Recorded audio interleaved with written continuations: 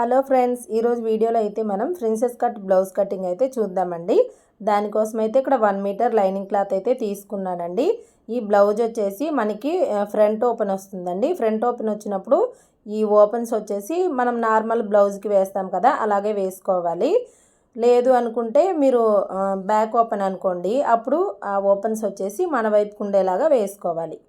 So first అయితే కింద వైపున హెచ్చు తక్కువలు ఉంటాయి కాబట్టి ఒక పావించు మార్జిన్ ఈ విధంగా కరెక్ట్గా లైన్ మార్క్ వేసుకోవాలి.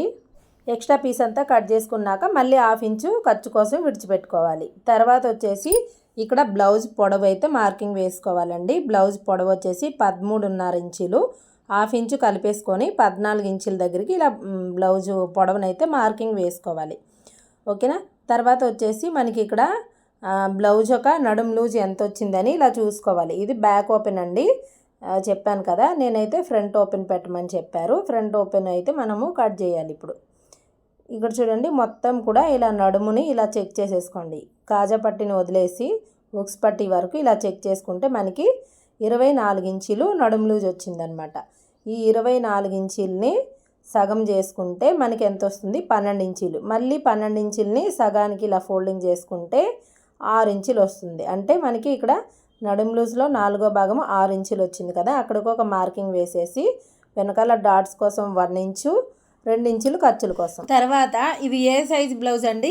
మనకి 24 ఇంచీలు, అంటే చాలా చిన్న సైజ్ కాబట్టి ఫుల్ షోల్డర్ వచ్చేసి 5 ఇంచులు వేసుకోవాలి. ఓకేనా. మీకు 30 ఇంచులు పైన వచ్చిందంటేనే 5.5 వేసుకోండి. ఇక్కడ కూడా అదే 5 ఇంచులు అనేది వేసుకోవాలి. తర్వాత చంక డౌన్ వచ్చేసి ఇక్కడ నేను 5.5కి వేస్తున్నాను. చిన్న సైజు కాబట్టి మనకి 5.5 కరెక్ట్గా సరిపోతుంది. ఓకేనా. ఒకవేళ మనకి చంక రౌండ్ ఏమైనా మ్యాచ్ అవ్వలేకపోతే అప్పుడు కిందకి కానీ పైకి కానీ జరుపుకోవాలి. తర్వాత ఈ కార్నర్లో వచ్చేసి 1.5 ఇంచులు తీసుకోండి. చిన్న సైజు వారికి 1 ఇంచు తీసుకున్నా సరిపోతుంది, 1.5 ఇంచులు తీసుకున్నా సరిపోతుంది. ఓకేనండి. ఇలా తీసుకున్నాము. నెక్స్ట్ ఇక్కడ ఎంత వచ్చింది? మనకి 6 ఇంచులు కదా, దీంట్లో 1 ఇంచు కలిపితే 7 ఇంచీలు చెస్ట్ లూజ్ కోసం మార్కింగ్ వేసుకోవాలి. లేదు అంటే మనం ఒకసారి కొలత బ్లౌజ్లో ఇలా చెక్ చేసుకుందాము. మనకి కొలత బ్లౌజ్ ఉంటుంది కదా, ఇలా చంక కింద నుంచి ఒకసారి చెక్ చేసుకుందాం. కొలత బ్లౌజ్ ఇలాగ తీసేసుకోండి. ఇలా గట్టిగా పట్టుకొని ఇక్కడ నుంచి ఈ చంక కింద నుంచి ఇక్కడ వరకు ఇలా చెక్ చేసుకుంటే మనకి ఎంత వచ్చింది? 14.5 వచ్చింది. అంటే మనం వేసిన మార్కింగ్ కంటే 1/4 ఇంచు అనేది లూజ్ వచ్చిందనమాట. సో అలా వేసుకోవచ్చు మనము. తర్వాత 2 ఇంచులు ఖర్చుల కోసము విడిచిపెట్టుకోండి. ఇక్కడ చెస్ట్ లూజ్ కోసము మనము నడుము లూజ్లో 4వ భాగం ఎంత వస్తే దానికి 1 ఇంచు కలుపుకున్నాం కదా, 1/4 ఇంచు కూడా కలుపుకుంటే సరిపోతుందండి. చిన్న సైజ్ అయినా పెద్ద సైజ్ అయినా 1/4 ఇంచు కలుపుకుంటే మీకు చెస్ట్ దగ్గర పట్టేసినట్టుగా ఉండదన్నమాట. తర్వాత కొలత బ్లౌజ్ అయితే తీసేసుకోండి. తీసేసుకొని ఇలా చంక దగ్గర లూజు చెక్ చేసుకోవాలి.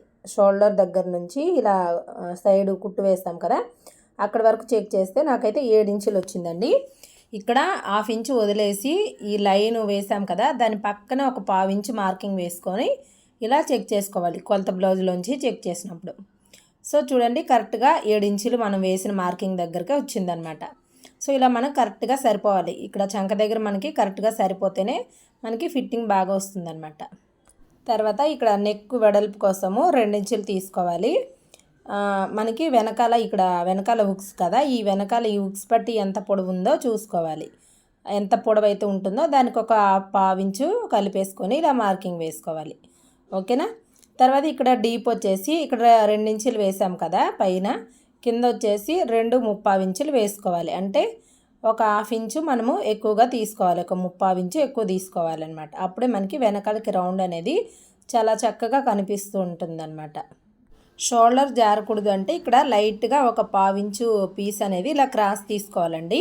మొత్తం కటింగ్ అయిపోయాక మీరు కట్ చేసుకోవాలి, ఫస్టే కట్ చేసుకోకుండా. అంతేనండి. బ్యాక్ పార్ట్ అయితే అయిపోయింది కదా, ఇప్పుడు మొత్తం ఇలాగా కట్ చేసుకోవాలి మార్కింగ్ వేసే విధంగా. సో ఇప్పుడైతే మనము హ్యాండ్ అయితే కట్ చేద్దామండి. బ్యాక్ పార్ట్ అయిపోయాక హ్యాండే కట్ చేసుకోవాలి ఎప్పుడైనా సరే. సో ఇలా మనకి క్లాత్ అయితే ఇలా ఉంటుంది కదా ఒక ఫోల్డింగ్ పైన, దీన్నే ఇంకొక ఫోల్డింగ్ ఇలాగ వేసుకోండి. ఓకేనా. మనకి ఇలా వేస్తే మనకి 2 హ్యాండ్స్ కూడా ఒకేసారి కటింగ్ అయిపోతుంది అనమాట. హ్యాండ్కి జాయింట్ పడుతుందా లేదా అని తెలియడం కోసము ఇలా చంక రౌండ్ మొత్తం కూడా ఒకసారి చెక్ చేసేసుకోండి. ఖర్చు వదలకుండా చెక్ చేయండి. ఇలా చెక్ చేస్తే ఎంత వచ్చింది? 9.5 వచ్చింది. అంటే మనకి వెడల్పు వచ్చేసి 8.5 ఉండాలి. సో కరెక్ట్గా 8.5 ఉంది అంటే మనకి జాయింట్లు ఏమి రావన్నమాట. సో ఇప్పుడు ఈ కింద వైపు చూసారా మనకి 4 లేయర్స్ కూడా ఒకేలాగా లేవన్నమాట. ఒకటే హెచ్చు తక్కువలు అలాగ ఉన్నాయన్నమాట. దానికోసమని ఫస్ట్ ఒక లైన్ మార్కింగ్ వేయండి. తర్వాత 1/2 ఇంచ్ మార్జిన్తో ఇంకొక మార్కింగ్ అయితే వేసుకోండి. ఫస్ట్ వేసిన మార్కింగ్లో ఈ క్లాత్ అంతా కూడా కట్ చేసేయండి. తర్వాత వచ్చేసి ఇక్కడ వర్క్ ఎంత వచ్చింది చెక్ చేసుకోండి. నాకైతే 9.5 బ్లౌజ్ పొడవు కావాలి. సో ఇక్కడ కరెక్ట్గా మనకి 10 ఇంచెస్ ఉంది, కరెక్ట్గా సరిపోతుందన్నమాట. 9.5 బ్లౌజ్ పొడవు కదా, 1/2 ఇంచు మార్జిన్ కోసము అంటే ఖర్చు కోసము 1/2 ఇంచు 10 ఇంచెస్ దగ్గరికి మార్కింగ్ వేసుకోవాలి బ్లౌజ్ యొక్క పొడవు. తర్వాత బ్లౌజ్ ఇది చిన్న సైజ్ కాబట్టి చంక డౌను 3 ఇంచులు తీసుకోవాలి. 3 ఇంచులు లేదా 2.75 ఇంచులు అలా తీసుకోవాలండి, ఎక్కువైతే తీసుకోకూడదు. తర్వాత ఇక్కడ హ్యాండ్ ఒక లూజ్ చెక్ చేసుకుంటున్నాను. హ్యాండ్ లూజ్ వచ్చేసి 4.5 ఉంది. సో అదే 4.5 ఇక్కడ వేసేయండి. వేసేసాక మళ్ళీ చంక లూజ్ మనకి 7 ఇంచులు వచ్చింది కదా, అదే 7 ఇంచులు చంక లూజ్ కోసం మార్కింగ్ వేసుకోవాలి. ఇక్కడ కెమెరా కొంచెం పక్కకు జరిగిపోయిందండి, నేను చూసుకోలేదు, అందుకే ఇలా దగ్గరగా చూపిస్తున్నాను. వీడియో మొత్తం అయిపోయాక చూశాను. ఇప్పుడు పైన 2 ఇంచులకి మార్కింగ్ వేసుకున్నాము. తర్వాత ఇలా క్రాస్గా మార్కింగ్ వేసుకోవాలండి. ఈ వేసిన మార్కింగ్లో మధ్యలో ఒక మార్కింగు, ఈ రెండింటికి మధ్యలో మళ్ళీ ఈ కింద కూడా రెండింటికి మధ్యలో వేసుకోవాలి. ఇప్పుడు ఈ హ్యాండ్ కరువు తిరగడం కోసము ఈ ఫస్ట్ మార్కింగ్ దగ్గర ఒక 2 పాయింట్లు పైకి మార్కింగ్ వేయండి. మధ్యలో మార్కింగ్ విడిచేసి కింద కూడా సేమ్ అలాగే మార్కింగ్ అయితే వేసుకొని ఇక్కడ కొంచెం కరువు వచ్చినట్టుగా ఇలా మార్కింగ్ వేసి ఆ మార్కింగ్లో కలిపేసేయండి. ఈ మధ్యలోకి వచ్చాక మళ్ళీ ఇలా కింద మార్కింగ్లో కలిపేసేయాలన్నమాట. ఓకేనండి. మీకు హ్యాండ్ కరువు చక్కగా తిప్పడం రాదు అంటే ఈ విధంగా మార్కింగ్ వేసి కలపండి. సో చాలా నీట్గా వచ్చేస్తుంది అనమాట మీకు. ఓకేనా. లేదు అంటే చేయితోనే ప్రాక్టీస్ చేస్తూ ఉంటే మీకు చాలా నీట్గా వస్తుంది కటింగ్ చేయడము. సో ఈ విధంగా అయితే మనం కట్ చేసాం కదా. ఇప్పుడైతే ఒక సైడ్ మనం లోత్ అయితే తీసుకోవాలి. ఇలా ఓపెన్ చేసాం కదా. ఇప్పుడు ఇక్కడ చూడండి, ఇక్కడ నుంచి ఒక 1 ఇంచ్ పక్కకి మార్కింగ్ వేసుకోవాలండి. ఈ మార్కింగ్ని తీసుకొచ్చి ఈ మార్కింగ్ పైన ఇలాగ పెట్టేసేయండి. ఇలా పెడితే ఈ మధ్యలో చూసారా మనకు ఒక ఫోల్డింగ్ వస్తుంది. ఇక్కడ ఒక 1/2 ఇంచ్ తీసుకోండి. ఇది చిన్న సైజు కాబట్టి 1/2 ఇంచ్ లోతు తీసుకుంటే సరిపోతుంది. ఓకేనా. పైనుంచి కొంచెం పీస్ కట్ చేసేసుకొని మధ్యలోకి వచ్చాక ఒక 1/2 ఇంచ్ పీస్ అనేది తీసుకోవాలి. కొంచెం పెద్ద సైజు బ్లౌజ్ అంటే ఒక 3/4 ఇంచ్ దాకా తీసుకుంటే మనకి లోత్ అనేది నీట్గా వస్తుందండి. మీకు ఫ్రంట్ సైడు ముడతలు అనేది రాదు హ్యాండ్ దగ్గర అనమాట. సో ఇలా మనకి హ్యాండ్ కటింగ్ అయిపోయింది కదా. ఇప్పుడైతే మనకి బ్యాక్ పార్ట్ హ్యాండ్స్ 2 కట్ చేసుకున్నాము. ఇప్పుడు ఫ్రంట్ పార్ట్ అయితే కట్ చేద్దాం. ఈ పీస్ని ఓపెన్స్ మన వైపుకి వచ్చేలాగా ఇలా వేసుకోవాలి. ఇలా వేసుకున్నాం కదా. ఇటు సైడు చూడండి, సైడ్కి మనకి ఒకే లెవెల్లో లేదు కదా ఈ అంచులు అనేవి, అందుకని స్ట్రైట్గా ఒక మార్కింగ్ వేయండి. తర్వాత ఒక 1/2 ఇంచ్ మార్జిన్తో ఇంకొక మార్కింగ్ అనేది వేసుకోవాలి. మనం ఫస్ట్ వేసిన మార్కింగ్ పైన ఇలా ఈ పీస్ అంతా కూడా కట్ చేసేయాలి. ఇలా చివరి దాకా కట్ చేసి తీసేసాము. తర్వాత బ్యాక్ పార్ట్ అయితే ఇలా వేసుకోండి. ఇలా స్ట్రైట్గానే వేసుకోవాలండి, క్రాస్ కటింగ్ లాగా వేసుకోకూడదు. ఇలా స్ట్రైట్గా వేసుకొని చుట్టూ కూడా మనకి బ్యాక్ పార్ట్ ఎలా అయితే ఉందో అలా మొత్తం ఇలా మార్కింగ్ అయితే వేసుకోవాలి. చంక దగ్గర, షోల్డర్ దగ్గర ఇలా మార్కింగ్ వేసేసుకోండి. తర్వాత ఈ చంక కార్నర్లో ఇలా రబ్ చేసేసుకోండి. ఇలా రోలర్తో ఇలా రబ్ చేసేసుకున్నాక ఈ బ్యాక్ పార్ట్ అయితే తీసేయండి. ఇక్కడ మనకి చంక దగ్గర మార్కింగ్ కనిపిస్తూ ఉంటుంది. సో దానిపైన మళ్ళీ చాక్ పీస్తో ఒకసారి ఇలా మార్కింగ్ వేసుకోండి. ఇలా వేసాక ఈజీగా లోతు తీసుకోవాలి అంటే ఈ వేసిన మార్కింగ్ దగ్గర నుంచి ఒక్క 1/2 ఇంచ్ లోపలికి ఇలా మార్కింగ్ వేసి ఈ లైన్లో కలిపేసేయండి.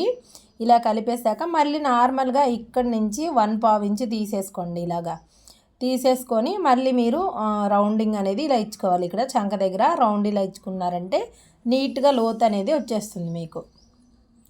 ఓకేనండి. ఇలా వేసుకున్నాం కదా. తర్వాత ఫ్రంట్ నెక్ విడ్త్ వచ్చేసి 2 ఇంచులు వేసాం కదా. నెక్ డౌన్ వచ్చేసి 6 ఇంచులకి వేస్తున్నానండి. ఇక్కడ ఎలా వేయాలి అంటే మీకు చూడండి, బ్యాక్ పార్ట్ అయితే తీసేసుకోండి. బ్యాక్ పార్ట్లో ఈ కింద వైపు ఎంత అయితే పెడతారో ఇక్కడ కూడా అంతే పెట్టుకోవాలి. అప్పుడే మీకు ఫ్రంట్లో కూడా రౌండ్ అనేది నీట్గా వస్తుందన్నమాట.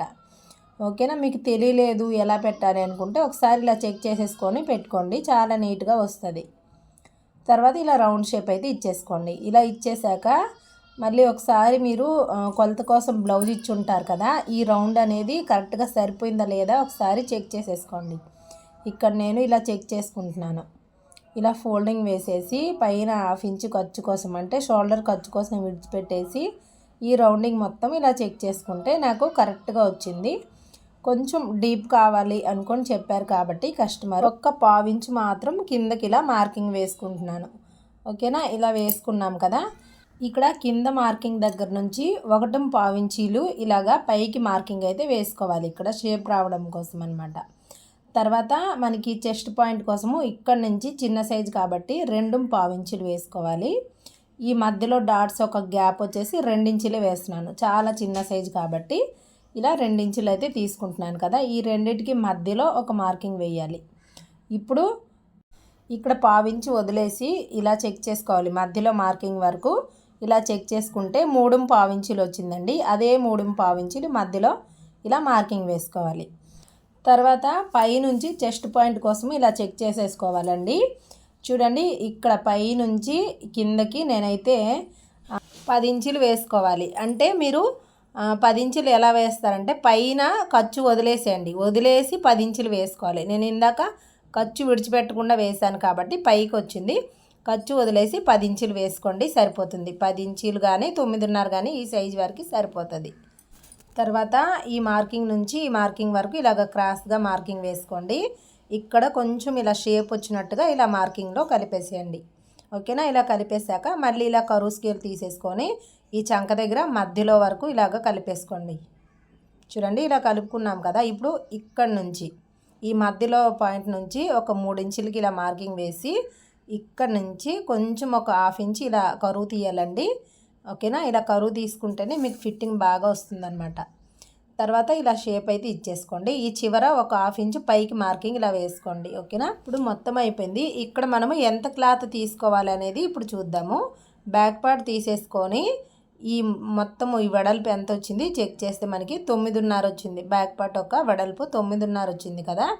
ఇప్పుడు ఇక్కడ చెక్ చేసుకోవాలి. 1/4 ఇంచు విడిచిపెట్టేసి ఈ గ్యాప్ చెక్ చేసుకుంటే 2.5 వచ్చింది. ఇక్కడ వరకు ఈ మధ్యలో వదిలేసి మళ్ళీ మనకి ఈ డాట్స్తో సంబంధం లేకుండా మళ్ళీ ఇక్కడ నుంచి 2.5 దగ్గర నుంచి ఇలా చెక్ చేసుకుంటే ఇక్కడ 1 ఇంచు తగ్గించి 8.5 ఎక్కడికైతే వస్తుందో అక్కడికి ఒక మార్కింగ్ అయితే వేసుకోవాలి. సో ఇలా మీరు కాదు అనుకుంటే డైరెక్ట్గా వెయ్యాలి అనుకుంటే 1.5 కానీ 1.5 ఇంచులు కానీ కింద వైపు తీసుకోవాలి, పైన ఒక 1/2 ఇంచు తీసుకోవాలి.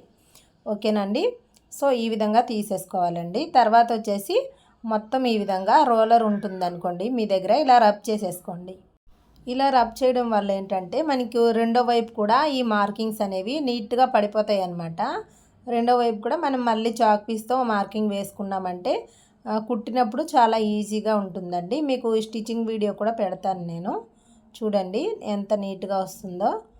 సో ఇలా అయితే మొత్తం కట్ చేసుకోవాలండి మనం మార్కింగ్ వేసే విధంగా. సో అంతేనండి, చాలా ఈజీగా అయితే మనకి ప్రిన్సెస్ కట్ బ్లౌజ్ అనేది కట్ చేసుకోవచ్చు చిన్న సైజు వారికి. సో చూసారా, మార్కింగ్ కనిపిస్తుంది. అదేవిధంగా రెండో వైపు కూడా వేసేసాను అనమాట. వీడియో నచ్చితే తప్పకుండా లైక్ చేయండి. కొత్తవారైతే మన ఛానల్ని సబ్స్క్రైబ్ కూడా చేసుకోండి.